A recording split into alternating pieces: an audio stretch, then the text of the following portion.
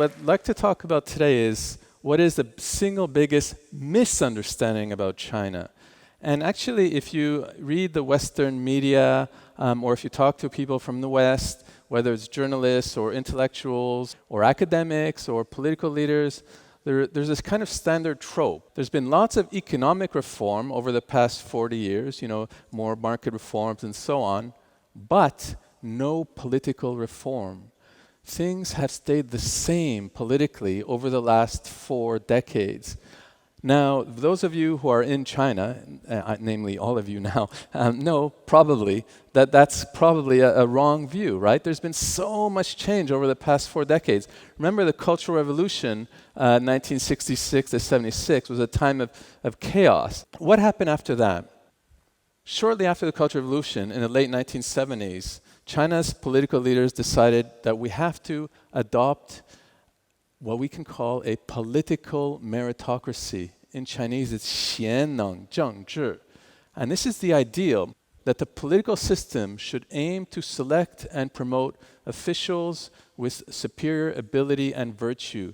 Education matters more for officials. Experience, superior performance. And institutionally, what this means is we need to have a complex bureaucracy that has the mission of selecting and promoting public officials who have above average ability and virtue.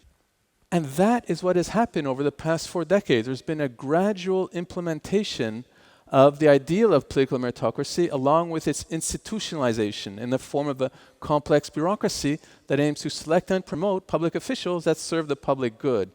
It's an ongoing project. There's still a big gap between the ideal and the practice, but this is the big difference, right? Why is it that people in the West have this kind of fundamental misunderstanding about China? Frankly speaking, because they work with a very simple dichotomy that there's 2 types of political systems. One is the good democracy, an electoral democracy where public officials are selected by means of elections. 2, there's the bad authoritarian regimes, all the rest that use non-electoral means of selecting leaders. So they lump all the different countries together.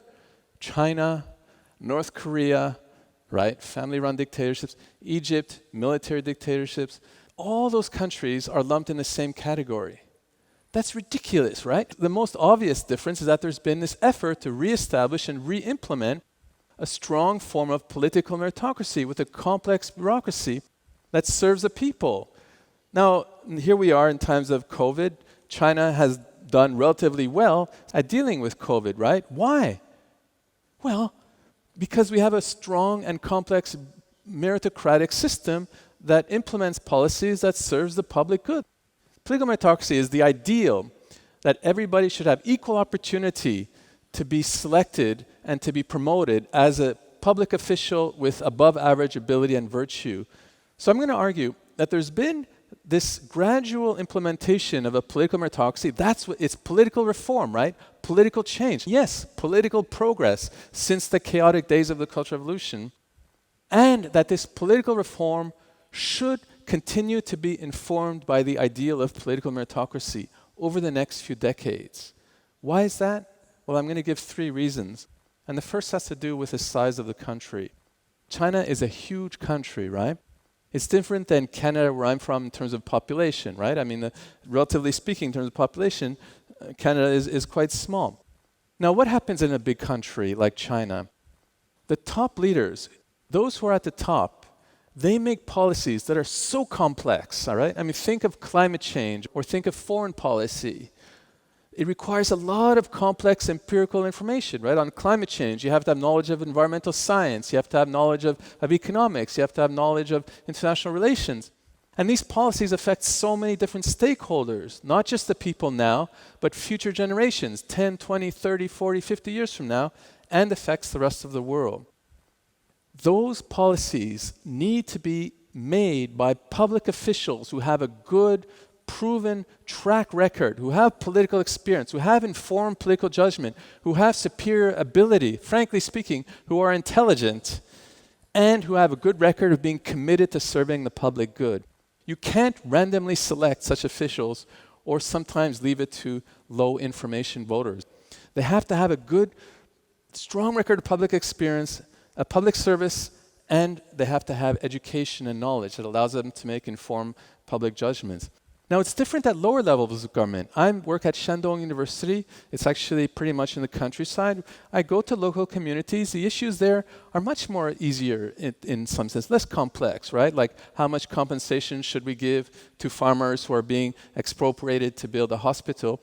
And for that, there's actually elections whereby the villages choose their own leaders, and they know who the leaders are, who's corrupt, who's not. It doesn't require a lot of education and experience. Elections work very well in that context. In fact, Western political theorists in the past, prior to the 20th century, were not so kind of dogmatic about what counts as a legitimate way of selecting leaders. It's only after the World War II that there's been this kind of dogmatic consensus in the West that the only way of selecting public officials is by elections. It doesn't depend on a country's history, doesn't depend on the country's size, doesn't depend on the country's national conditions, and so on. So in a big country like China, at higher levels of government, it's much, much more important to have a meritocratic process to select higher level officials. That's one reason why meritocracy is important and why it should continue to inform political reform in China. What's the second reason? The second reason has to do with political culture, with history. What is the dominant political culture of China? It's political meritocracy. Confucius, Kongzi, over 2,500 years ago, he changed the meaning of what it means to be a junzi, or exemplary person. Before him, it was a junzi is somebody who is basically an aristocrat. You're there because of your family background. You're there because of your bloodlines, basically. Confucius says no. To be a junzi, an exemplary person, you have to have above average ability and virtue. And those people should be put in place to serve the community as a public official. Since then, it's only slight exaggeration that the dominant political culture in China has been an argument over how to select and promote officials with above average ability and virtue. Which abilities matter? Which virtues matter? How to assess virtues? How to assess abilities? What's the relation between ability and virtues? How to institutionalize political meritocracy? Basically, the most famous invention in China is the examination system to select public officials, right?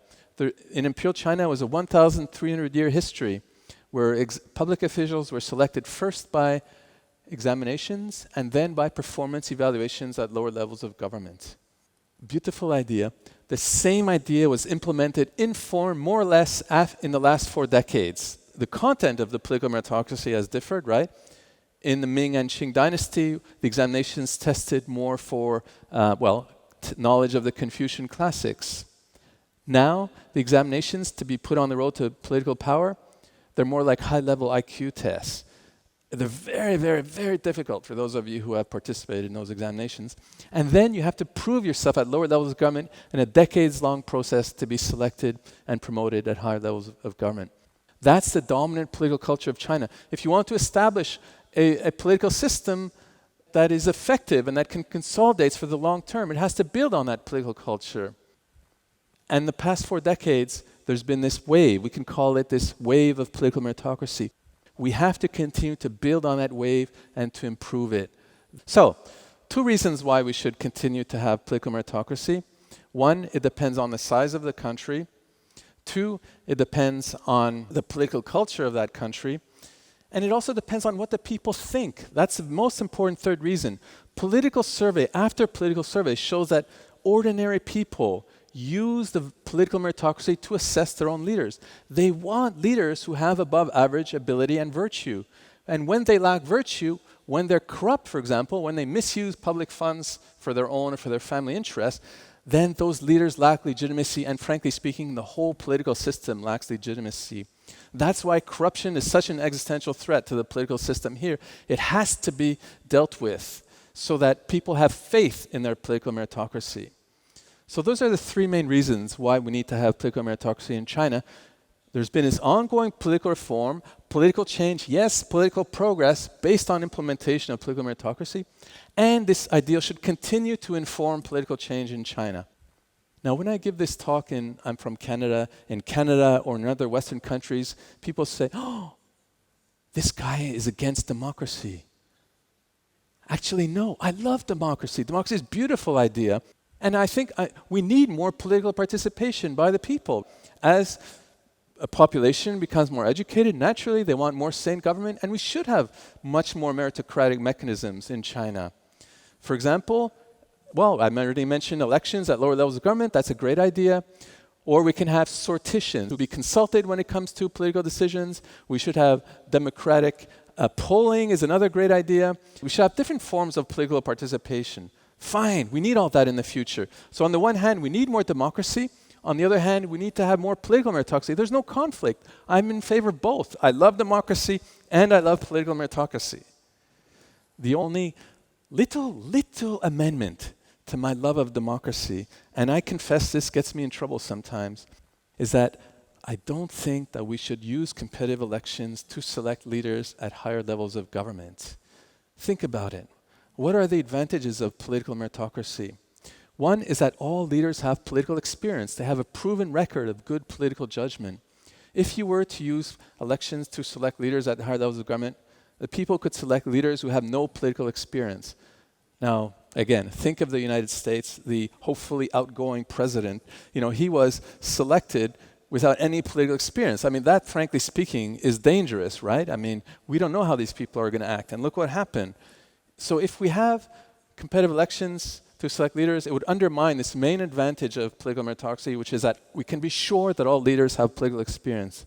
Another advantage of political meritocracy, all leaders can take a long-term view on issues like climate change. They could plan for 10, 20, 30, 40 years from now.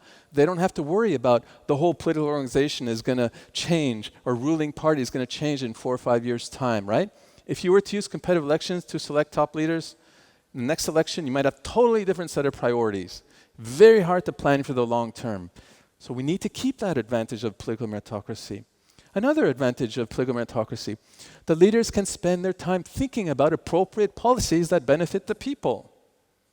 If you were to have competitive elections, what would happen? Think of the United States. The leaders there spend so much time raising funds. In fact, it's wasting time, right? Ideally, you want leaders to think about policy, not about raising funds, right? They give the same speech over and over again to different people. So my point is that if we were to have competitive elections to select top leaders, it would undermine the main advantages of political meritocracy. So the basic point is that we need to have political meritocracy and we need democracy short of one person, one vote to select leaders at higher levels of government. It's not a complex argument. Sometimes when I go to the West and I give this similar talks, they say, oh, you're against human rights because you favor a particular form of government for China but not for the rest of the world. No, I love human rights. People should have a right not to be tortured. Innocent people shouldn't be killed. Genocide is bad. Slavery is bad. Those are universal. We don't have to argue about that. Only crazy terrorists would disagree on those issues. But when it comes to selecting and promoting public officials, then we need to allow for a little bit of pluralism, a little bit of diversity. There's no one-size-fits-all selection. It depends on a country's, again, size, on a country's national conditions, on a country's history, and so on. It depends on what the people want. I think that's hugely important. When it comes to what's an appropriate method to select public officials, then we should allow for a little bit of pluralism, a little bit of open-mindedness. Now, when I go to Canada, where I'm from, and I present my views, even to people that I love dearly, like my own family members, like my sister, I tell them this stuff. They look at me and they say, you've been brainwashed. You've been living too long in China. Try to be polite. What I'm thinking in my mind, and I don't say it, in fact, I hope she doesn't watch this video, I'm thinking, you've been brainwashed living too long in the West. You need to be open-minded too. So I'm going to conclude here. All I'm asking is a little bit of open-mindedness and humility. We should allow for morally legitimate differences when it comes to what's an appropriate method to select and promote public officials. Let's agree that there has been substantial political reform in China, still a huge gap between the ideal and the reality, but we should continue to reform based on this ideal of political meritocracy at higher levels of government and democracy short of competitive elections to select top leaders. So thank you very much.